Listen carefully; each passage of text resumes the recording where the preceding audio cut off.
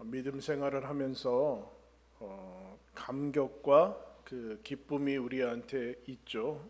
처음에는 많고 또 중간에 하나님이 새롭게 일하시는 것을 보게 됩니다. 그러나 신앙의 연수가 계속되고 그러면서 신앙의 어떻게 보면은 이제 방해와 그 세상의 그런 다시 이전으로 들어가는 모습들이 이제 보이게 되죠. 예수를 믿으면 기도했듯이 예수님만으로 믿음으로 말미암아 구원을 얻게 되는 것이 기독교의 가장 기본적인 진리입니다. 이 말은 무슨 뜻일까요? 예수 이외에는 구원을 받을 수 없다는 뜻이고 예수 플러스 알파도 안 된다라는 거예요. 그러니까 마이너스 예수 아닌 다른 것으로도 안 되고 그 이야기는 예수 플러스 알파면 더 좋지 않을까라는 생각이 있는데 그것도 배격하는 것이죠. 그래서 유대인들이 예수를 믿은 다음에 이전에 여태까지 계속해서 역사 이래로 가지고 있었던 율법과 의식들을 한 번에 버리는 것이 대단히 어려웠습니다.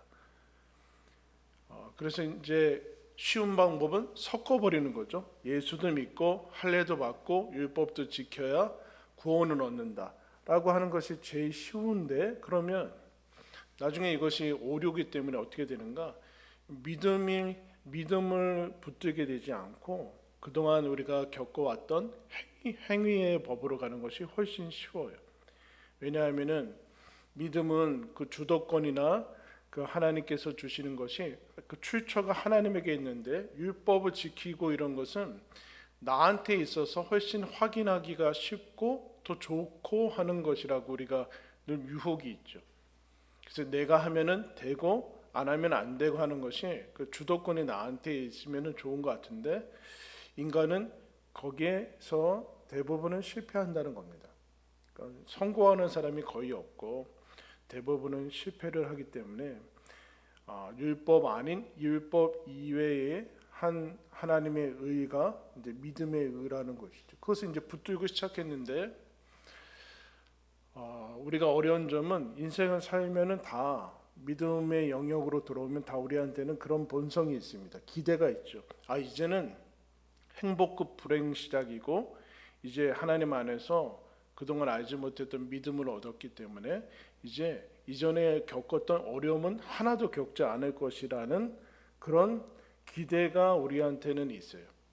이제 그런데 시간이 흐르고 예수 믿은 다음에 구원의 감격들이 조금 지난 다음에 그렇지 않다라는 거죠. 근데 우리가 쉽게 여기서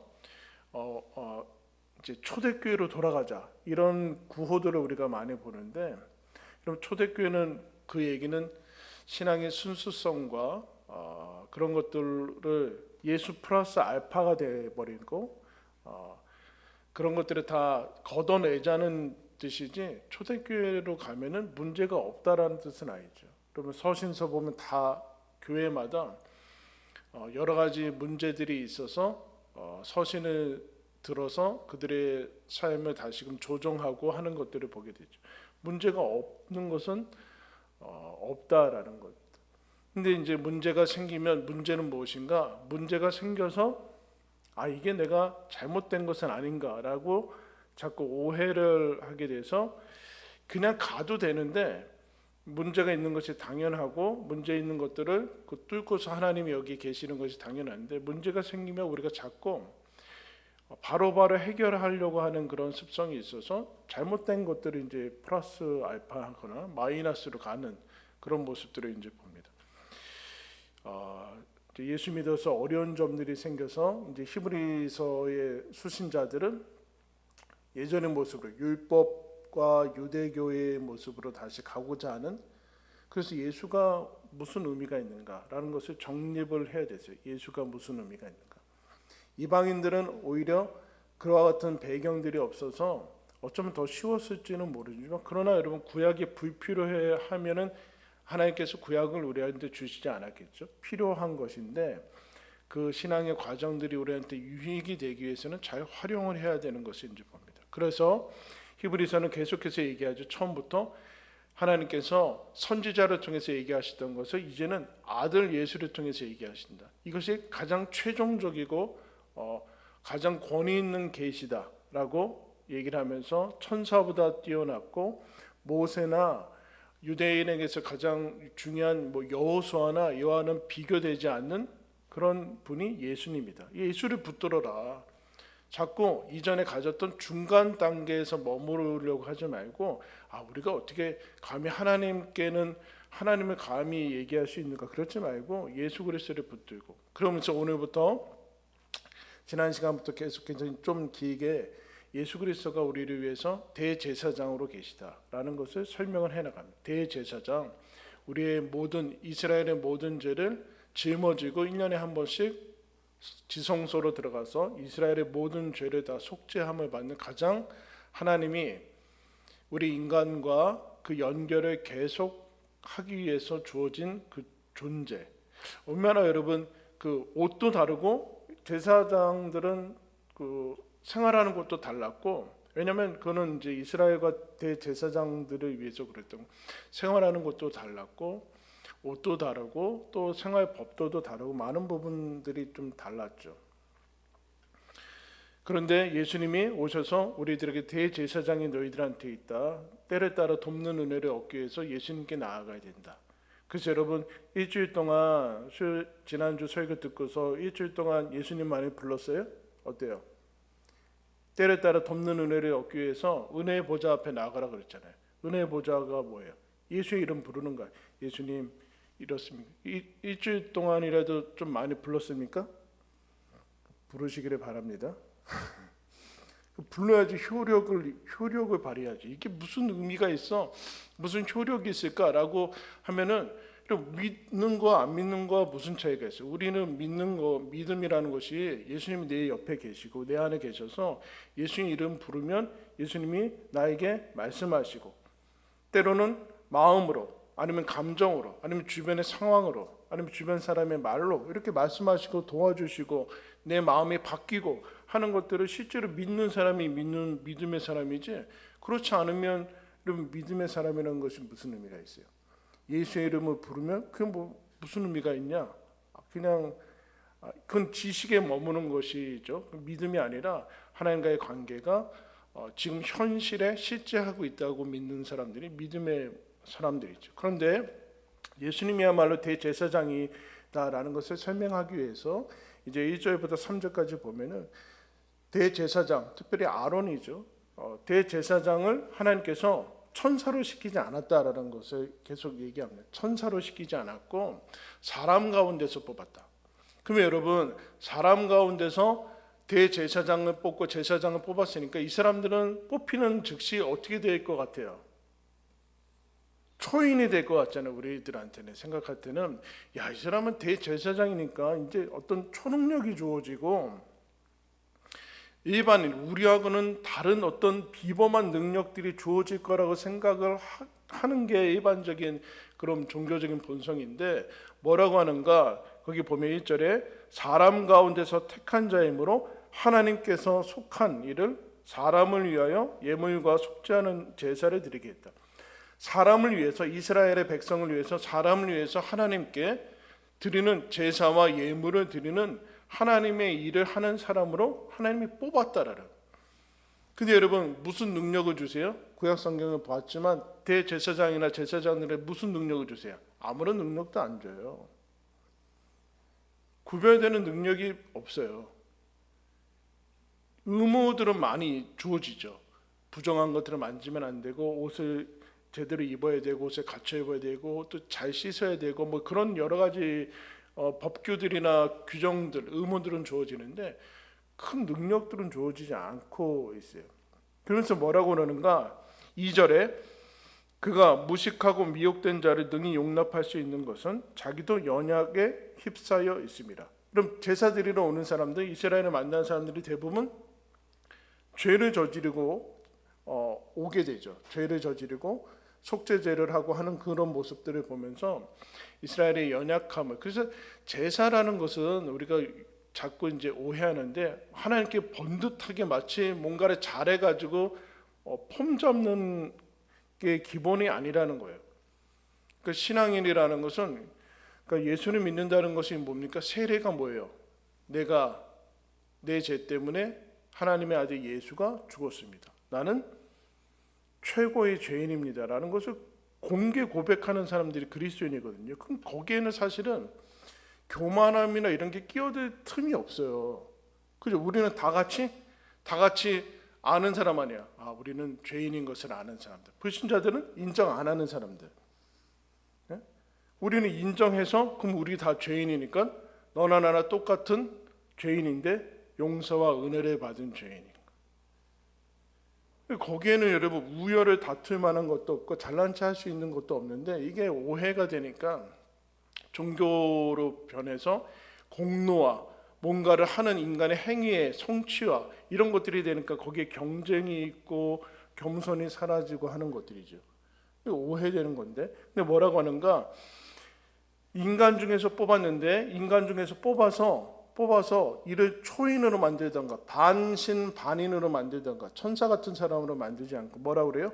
그도 연약에 휩싸여 있다. 동일한 어려움들과 고통이 있다. 그래서 어떻게 하는가? 3절에 보면 백성을 위하여 속죄제를 드린 것 같이 자신을 위하여도 드리는 것이 마땅하다. 그래서 제사장들은 언제나 자기를 위해서 먼저 제사를 드립니다. 하나님과의 관계를 회복하고 그 은혜를 힘입은 다음에, 그 다음에 여러분 백성을 위해서 중간에 서서 이제 제물들을 잡고 하는 일들을 하게 돼요. 무슨 얘기를 하는 것일까요?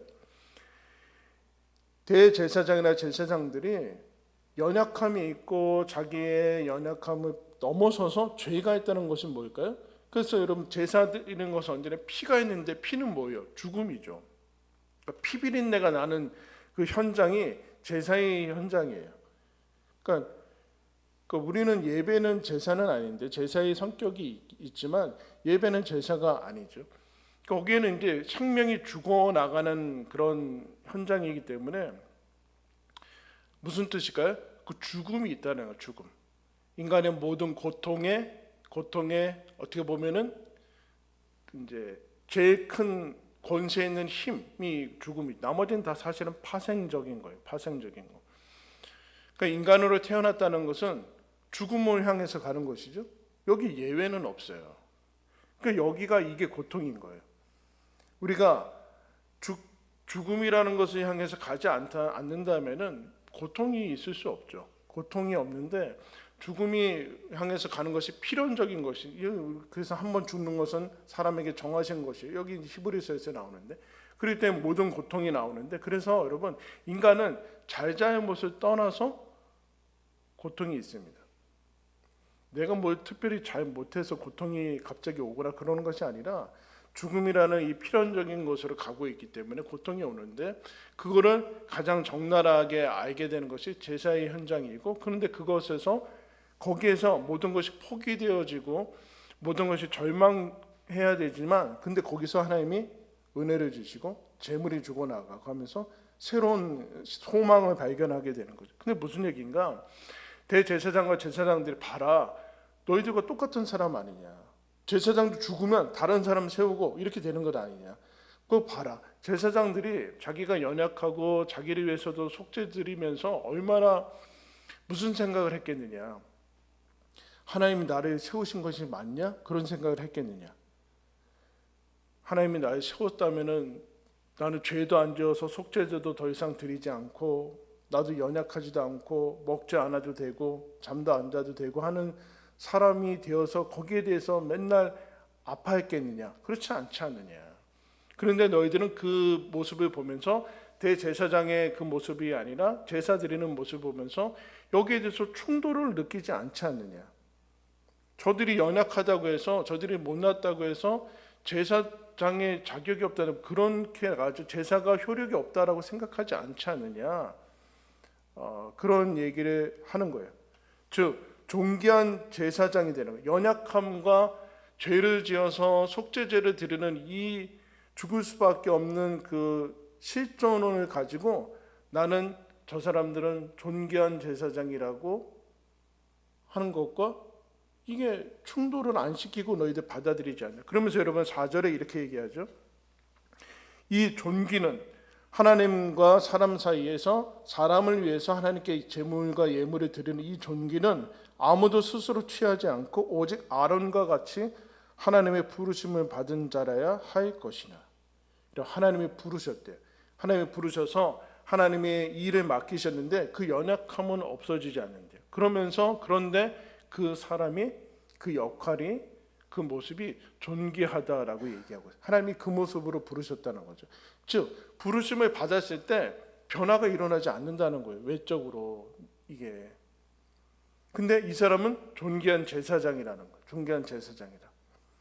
하물며 너희들이 이런 연약함과 죽고 아론도 죽죠. 아론의 자식들이 죽고 그런 모습을 보면서 여기에 존귀함에 대해서 이의를 달지 않은 것은 왜 그러는 것이냐 묻게 되는 거죠. 그 왜 이런 얘기를 하는가? 여러분 아까 우리가 얘기했듯이 신앙의 회의나 어려움들이 신앙에 대해서 다시 한번 생각하게 되는 것은 어려움이 닥치기 때문에 그렇습니다. 근데 그 어려움이 닥치면 무슨 생각을 하게 되냐면은 좋은 점과 나쁜 점이 있죠. 어려움이 닥치면 내가 잘못 믿어서 그러는가? 내가 믿음이 부족한가?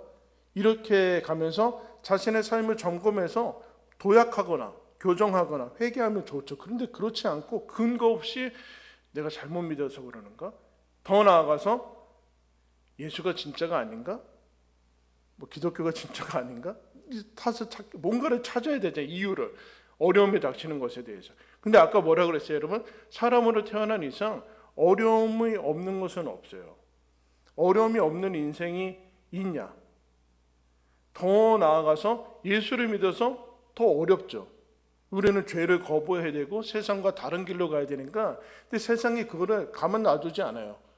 다 같이 우리만 죄 지을 수 없다. 니네도 같이 짓자. 이렇게 말은 이제 그렇게 안 하지만 다 그렇게 끌고 가는 거기 때문에 우리와 너희와 똑같은데 너희들은 천국 간다? 이거 세상에 못 받아들이는 거예요. 그러니까 계속 같이 똑같은 모습으로 가져가는데 거기에 대해서 우리는 거부를 해야 되고 심지어 이 세상적인 것들 하나님이 주신 것들임에도 불구하고 하나님이 창조하신 이 세상임에도 불구하고 그런 것들을 거부하고 예수에 대한 믿음을 우리가 고백하면서 손해를 보고 때로는 핍박을 받고 해야 되는 상황이 벌어지는 거예요. 근데 이것을 연결해야 되는, 어떻게 연결하는가? 그러면 왜 이런 일이 일어나는가? 내가 잘못 믿은 게 아니면은 하나님이 날 사랑하지 않는 것인가? 하나님의 능력이 부족한가? 그것을 지금 이 문제로 풀어나가고 있어요. 하나님이 사랑하지 않아서도 아니고 제사라는 것이 주어지고 아예 제사가 없으면 좋잖아요. 죄 안 짓게 만들어버리면 되잖아요. 근데 죄를 짓는 연약함이 있고 심지어 여기서는 한번 죽어야 되고 근데 하나님이 그것도 놔두지 않고 대제사장은 그런 사람들을 또 세우고 제사 제도를 유지시키는 것을 이제 보게 된다라. 그러면서 이런 얘기를 하는 거예요. 5절에 예수님도 하나님께서 부르셔서 그랬대요. 아론이 열심히 있어서 제사장이 되는 게 아니다. 여러분 대제사장 레위 지파에서 태어나야 되고 대제사장 아론의 자손이어야만 되는 거예요. 열심히 똑똑하면 아론의 자손이 되는 게 아니라 그거는 그냥 하나님의 선택적인 태생적인 그런 그냥 부르심인 것이죠.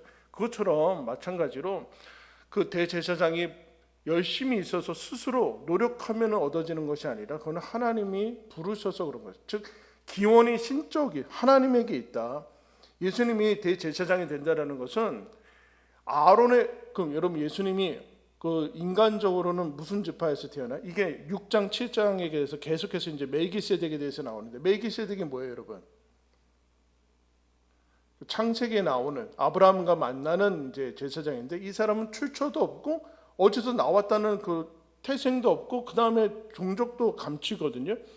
그러니까 아론과는 다른 계열이죠. 다른 계열인데 나중에 설명이 될 거예요. 나중에 설명이 되는데 그거와 상관없이 아론의 대제사장이 되는 것은 인간적인 능력이라든가 인간적인 경건함이라든가 그런 것이 아니라 하나님이 부르셔서 택하셔서 제사장이 되는 것 아니냐. 마찬가지로 예수님이 이 땅에 오셔서 너희들한테 대제사장이 된다고 할 때 걸리는 것은 예수님은 유다 지파인데 레위 지파가 아닌데 어떻게 제사장이 될 수 있느냐.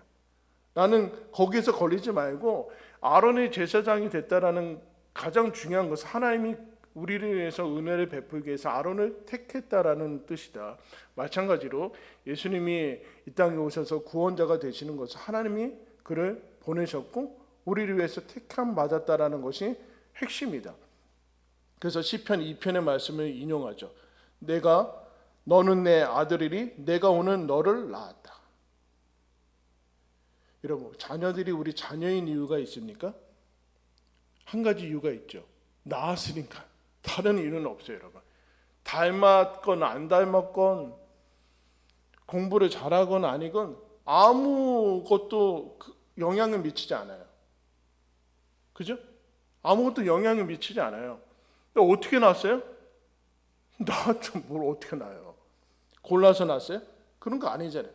그러니까 이거는 하나님께서 부르셨다라는 뜻, 즉 너희들이 지금 어렵고 힘들고 그런 것은 하나님이 자녀됨과는 아무런 관계가 없다는 거예요.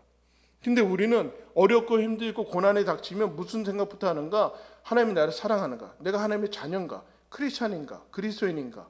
이 그리스도교가 맞는 것인가로 자꾸 추적해 나가는데 그게 맞는 것이냐? 안 맞는 것 아니냐? 안 맞는 것 아니냐? 그럼 이제 보라면 우리가 이제 가장 싫어하는 것들이 이제 나오게 되는데 그럼 뭐냐? 우리가 싫어하는 게 뭐예요? 우리가 그 종교적인 본성은 모두 다 여러분 여기서 뭐 벗어날 필요도 없지만 어쨌든 요소가 뭐냐면은 그거예요. 치병기복이에요. 병이 낫고 복을 구하는 것이 종교의 핵심적인 것으로 나와요.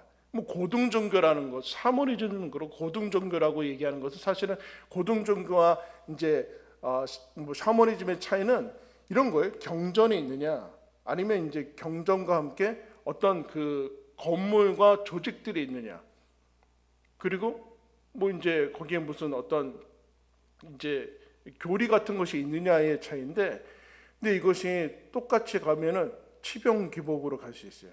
병 낫고 복을 구하는 그 복도 현실적인 복에 한정되는 거죠. 이 사람의 본성을 잘 아니까. 그러니까 치병기복의 여러분 핵심은 뭐예요? 고통을 피하는 거예요. 고통을 피하는 거.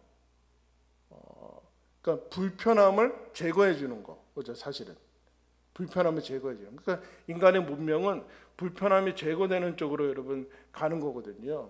그죠? 여러분들 의자에 앉아 있는 이유가 뭐예요? 지금 편하잖아요. 서 있어 볼까요, 한번?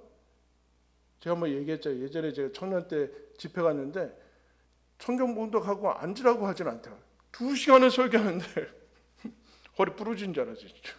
2시간을 설교하더라고요. 본인도 일어섰으니까 그게 성경적인 거래나. 옛날에 구약 성경, 구약 시대 때는 의자가 없잖아요. 그냥 광장에서 설교했으니까 그냥 앉아서 듣는 거예요. 아침부터 저녁까지 에스더가 율법 강론하고 뭐 비 오면 비 맞고. 무슨 얘기하는가? 불편함을 제거하는 쪽으로 가게 되는데, 우리가 불편함이 오면 어떻게 이제 가게 되냐면은 내가 뭘 잘못했는가? 그리고 문제를 해결하려고 하죠. 문제 해결할 수 있으면 좋은데 그게 이렇게 되면 돼요. 문제를 해결할 수 없는 쪽으로 하나님께서 우리를 뭐라 그럴까? 죽으면 해결할 수 없잖아요. 이렇게 해결할 수 있겠죠. 죽으면 다 끝난다. 죽으면 모든 고통에서 벗어난다라고 합리화가 아니라 그렇게 그냥 얼버무릴 수 있지만, 여러분 죽으면 좋습니까? 이 대단히 어려운 문제. 지금 현실도 힘든데 모르는 미지의 세계에서, 불신자들의 영역에서 미지의 세계가 죽으면 더 좋다라고 속이는, 이거 대단히 위험한 거죠, 여러분. 그죠? 위험한 거예요. 자살의 위험성이 이거죠. 괴롭고 힘드니까 죽으면 더 이것보다는 나을 거라는 생각이 오게 되는데 오류죠. 그럼 그렇지 않아요. 죽으면 더 좋은 것은 하나님 안에서밖에는 없어요. 죽으면 더 좋지 않죠. 당장 그것을 피하고 싶고 고통이 있다라는 그것은 이해가 되지만 그것은 아니라는.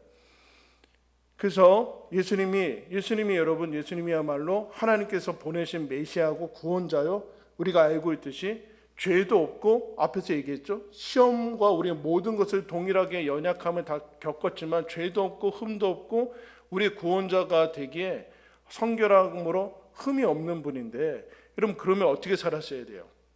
우리가 느끼기는 아무런 아픔도 없고 걱정도 없고 근심도 없고 눈물도 없고 슬픔도 없고, 그냥 처음부터 끝까지 태어나면서부터 이 세상 떠날 때까지 그냥 룰루랄라 하면서 가셨어야지 맞는 거 아니에요? 야, 그래야지 우리가 좀 배울 만하고 성공한 인생이 아닌가. 그래서 우리가 좀 저번에 좀 배우고 모방하고 그래야 만하다라고 생각하는 거 아니에요? 근데 그렇지 않았다라는 거. 이거 자꾸 우리가 놓지를 않는 것 같아요. 그래서 예수님이 대제사장으로 세웠다. 근데 아론과 같이, 아론도 연약하고 죽고 자기를 위해서 속죄 제사를 드림에도 제사장의 존귀함을 계속 이어나갔다. 거기에 충돌을 느끼지 않아. 마찬가지로 너희들이 살면서 크리스찬으로 사는데 거기에 대해서 충돌을 느끼면 안 된다. 봐라, 예수님은 죄도 없고 흠도 없는데 어떤 인생을 살았는가? 이런 거기에 나오죠. 7절에 우리 다 같이 한번 읽을까요? 시작. 그는 육체에 계실 때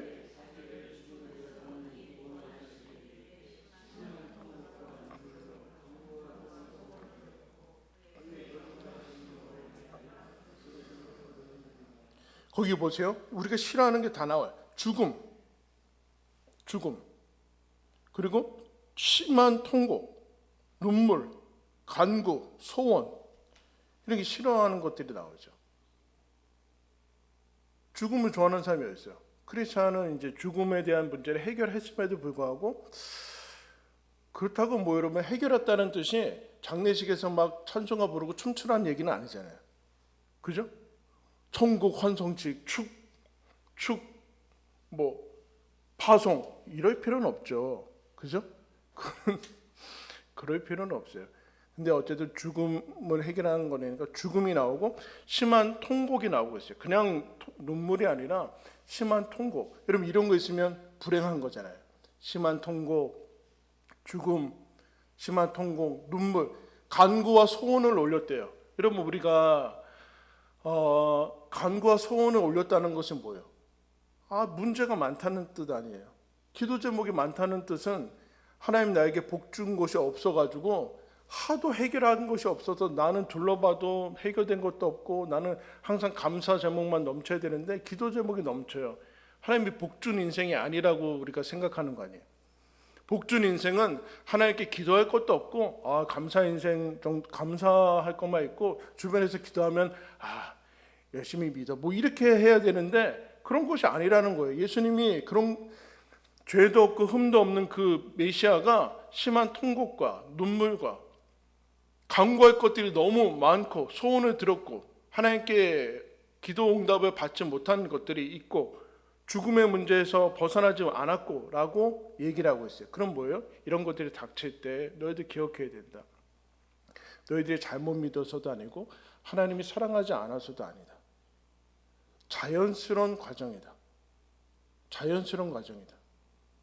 그때 믿음과 믿는 분의 선하심에 대해서 흔들리면 안 된다.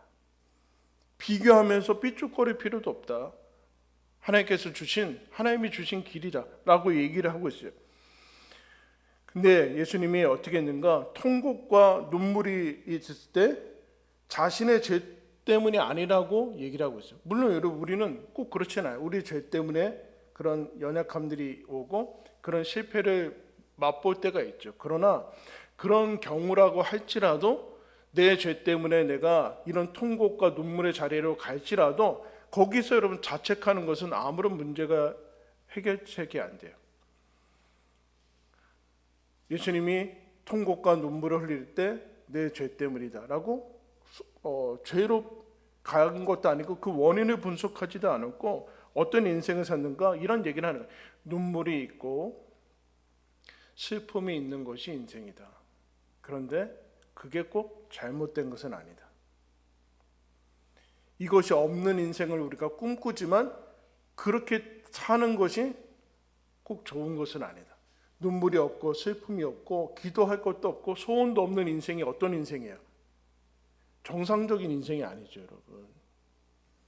정상적인 인생은 아니에요. 눈물이 있고, 눈물이 여러분 어떤 사람이 흘려요? 철든 사람이나 흘리죠, 눈물을. 철이 안 들면 무슨 눈물이 흘려요? 소원과 간구를 올렸다라는, 생각해 보세요. 기도 없는 인생, 간구 없는 인생, 소원이 없는 인생. 이건 여러분 이 마비된 인생 아니에요, 사실은. 간구할 것도 없고 기도할 것도 없고 소원도 없고 기대도 없고 하는 것은 여러분 이건 이미 인생이 어려운 거죠, 여러분. 모든 것이 갖춰졌을 때 여러분 이와 같은 것들이 생기는데, 여러분 모든 것이 갖춰지면 권태에 빠지게 돼요. 세끼, 삼시세끼 막 호텔 뷔페가 맨날 펼쳐지고 아무것도 일을 하지 않아도 먹고 살 수 있고 하나도 안 아프고 걱정거리도 없고, 그러면 어떻게 될 것 같아요, 여러분? 일주일 정도 좋아요.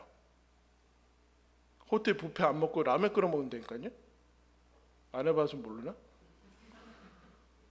라면 끓여 먹는다니까 떡볶이 하나 먹고 저 보기도 싫다고 막 권태의 느낌, 권태.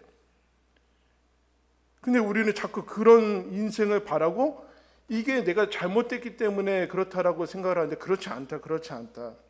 근데 하나님께서 예수님이 통곡과 눈물과 그 다음에 이거를 기도로 끌고 가고 있어요. 눈물과 기도가 만날 때 여러분 이것이 욕망과 구별될 수 있는 거죠. 여러분 욕망은 눈물을 흘리지 않아요. 이게 내 욕심인가 내 욕망인가를 구별하기 위해서는 거기에 눈물을 흘릴 수 있는가, 아픔이 있는가.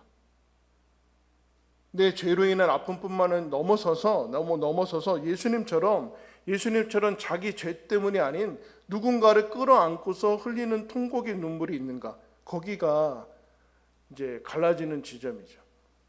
갈라지는 지점. 기도와 통곡이 만나고 있는 것을 여러분 보게 돼요.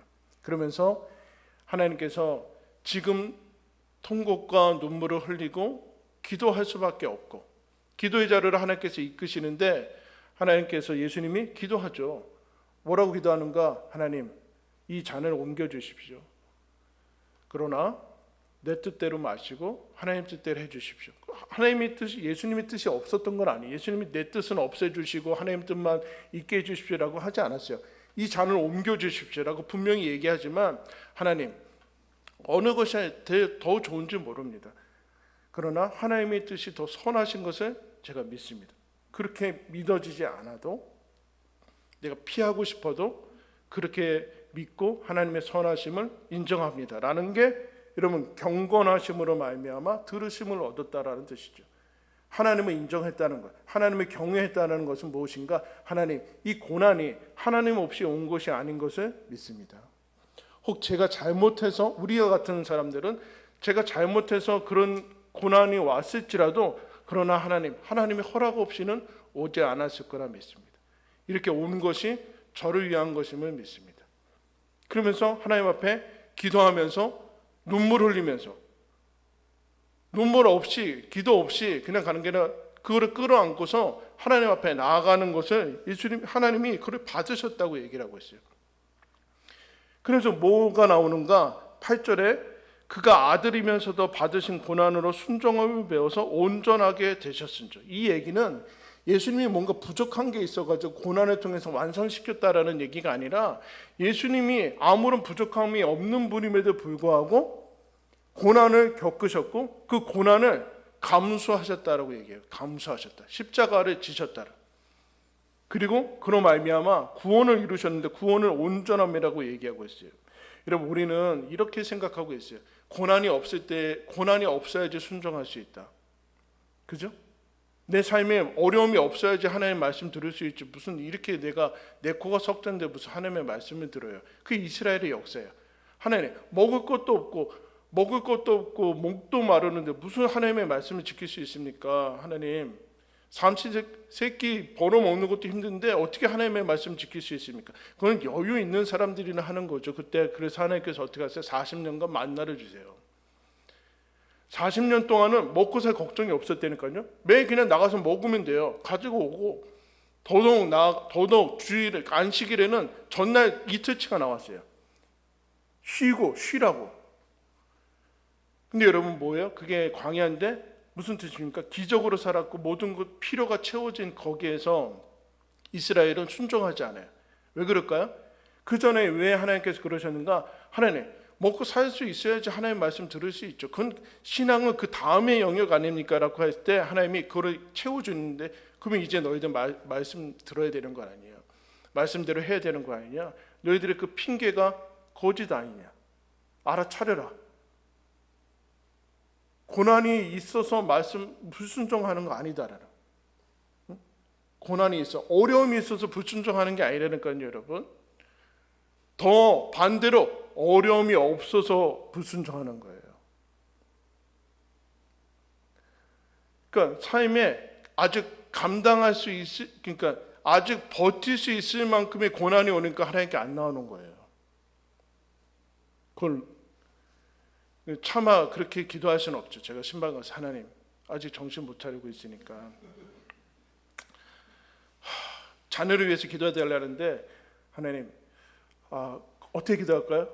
건강하고 뭐 이제 사회적으로 잘 나가고, 하나님 아직 정신 못 차렸으니까 다리가 부러지고 직장이 어렵고 그렇게 해서 좀 돌아오게 해주십시오라고 기도할 수는 없잖아요. 근데 그러기 전에는 안 돌아오죠. 고난이 있어서 순종하는 게 아니에요.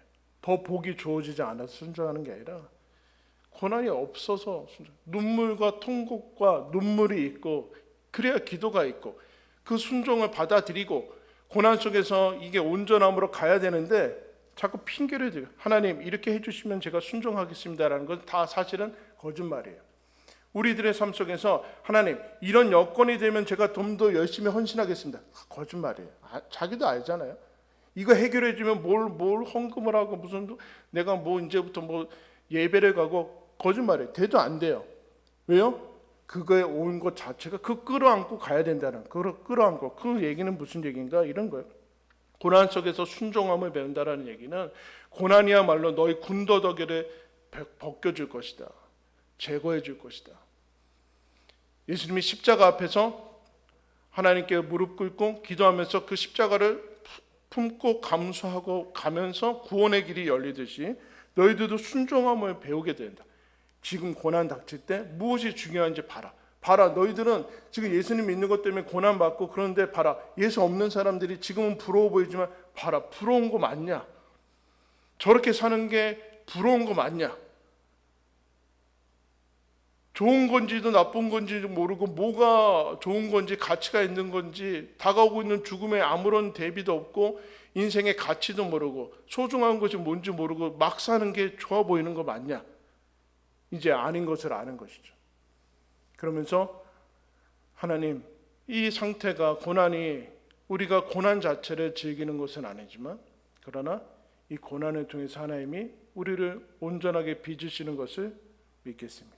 더 나아가서 우리가 이것을 끌어안고 그럴 때 죄 없이 구원의 고난을 끌어안을 때만이 그것이 구원의 그 힘이 돼요. 요셉이 형들과 다르게 형들이 나빴잖아요. 근데 요셉은 그 자신의 죄와 상관없이 팔려서 고난을 당하고 그걸 받아들이면서 나중에는 다른 사람의 구원의 역할을 하거든요. 마찬가지로 여러분, 우리와 상관없이 우리가 어떤 사람을 끌어안고 내 죄와 그와 상관없이 통곡하고 눈물 흘리며 기도할 때 그게 그 사람에게, 그 영혼에게 구원이 되는, 이게 중복이던 거예요. 여러분, 중복이던. 하나님께서 그와 같은 길로 우리를 초대해 주셨다. 눈물만으로는 안 된다. 눈물과 기도가 만나야 되고, 그냥 고난 겪기만 하면은 하나고 상처밖에 남지 않는다. 거기서 순종해야 된다. 하나님이 선하신 것을 이루실 것이다. 나를 온전하게 하실 것이라는 믿음을 가지고, 거기서 믿음 가지고 더 믿음에 견고해지는 기회로 삼을 때 거기서 역사가 나타난다. 그것을 믿어라. 이 인생 전체에 걸쳐서 나타날 것이다. 그렇게 얘기를 해주고 있습니다.